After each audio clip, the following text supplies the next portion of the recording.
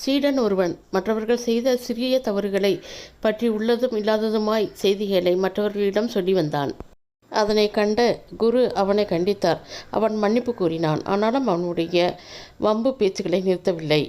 அவன் தன்னுடைய தவறை உணரவில்லை என்பதை அறிந்த குரு அவனிடம் சிறு பஞ்சு மூட்டையை தந்து நகரத்தின் மையத்தில் உள்ள மைதானம் ஒன்றில் நின்று அதை சிறிது சிறிதாக பீத்து காற்றில் ஊதி பறக்கவிட்டு வரும்படி சொன்னார். சீடனும் வெகு சுலபமாக அதை செய்துவிட்டு வந்தான். உடனே குரு, சரி, இப்போது போய் அதையெல்லாம் ஒன்றுவிடாமல் சேகரித்து கொண்டு வா என்றார். சீடன் திகைத்தான். இது என்ன ஆகிற செயலா குருவே? அந்த பந்து காட்டில் இந்நேரம் எங்கெங்கு பறந்து போயிருக்கிறதோ அதை எப்படி மறுபடியும் சேகரித்து வர முடியும் என்றான். 1 மணி நேரத்துக்கு முன்பு பறக்கவிட்ட பஞ்சுகளை உன்னால் சேகரித்து திரும்ப கொண்டு வர முடியவில்லை. மற்றவர்களை பற்றி வதந்திகளை பரப்புகிறாயே, அதனால் என்ன விளைவுகள் ஏற்படும்? நீ மன்னிப்பு கேட்டால் சரியாகி விடுமா என்றார். சீடன் வெட்கி தலை குனிந்தான்.